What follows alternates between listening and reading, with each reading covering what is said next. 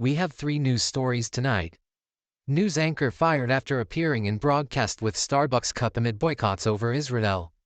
Starbucks stores have been vandalized in anti-Israel protests this month.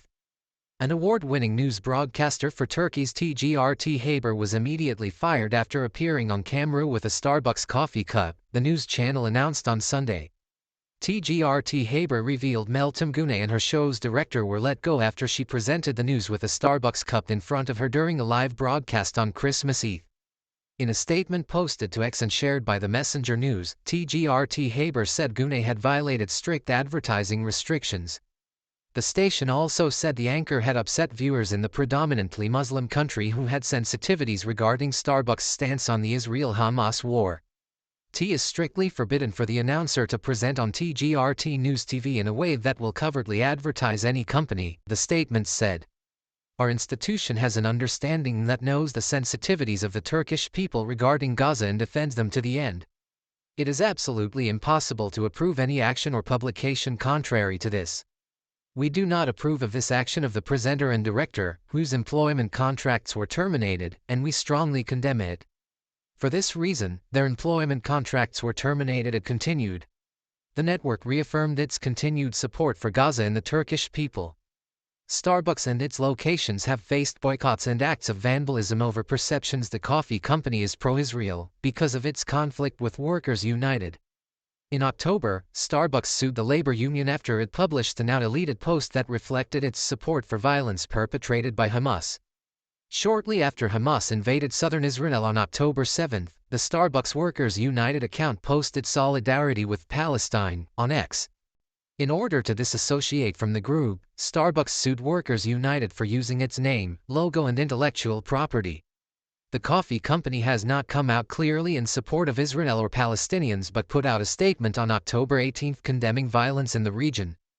Starbucks CEO Laxman Narasimhan told employees in a memo last week that the protests are being fueled by misrepresentation on social media. Starbucks did not immediately return a request for comment. A huge fire broke out in Louisville, Kentucky, early Wednesday, sending thick smoke plumes into the air over a portion of I-64 in the city's Portland neighborhood and shutting down the highway in both directions. The highway had reopened by noon. Firefighters were called to the scene of the blaze at around 4 a.m. local time, said Donovan Sims, the public information officer for the Louisville Fire Department. Sims told CBS News that crews quickly contained the fire, and no one was injured. The fire originated inside a vacant, one-story commercial building located near one side of the highway.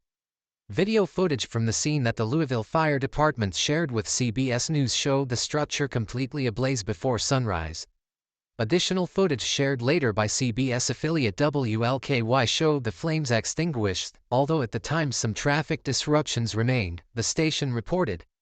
Earlier, all eastbound and westbound lanes were blocked along a stretch of I-64, transportation officials announced on social media. They said several hours after the fire broke out that inspectors were on site to evaluate a nearby bridge on the interstate, and noted that the portion of I-64 surrounding it would likely remain closed for a while. The vacant building where Wednesday's blaze ignited has caught fire before.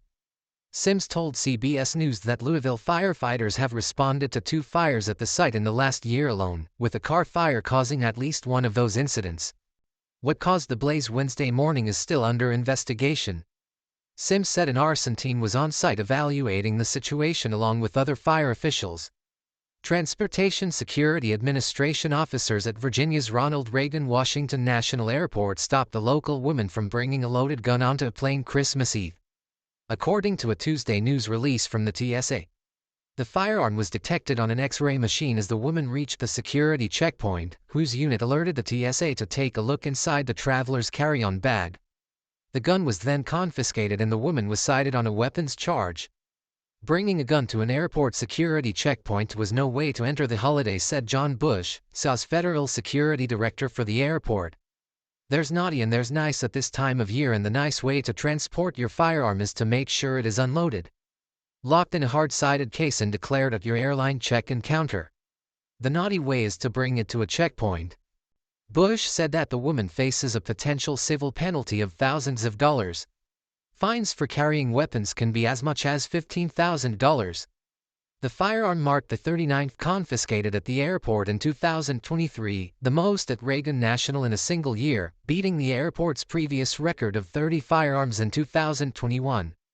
In October, the TSA released third-quarter data that showed a spike in travelers bringing loaded firearms to U.S. airport security checkpoints, and is expecting 2023 to surpass last year's record of more than 6,500 firearms intercepted.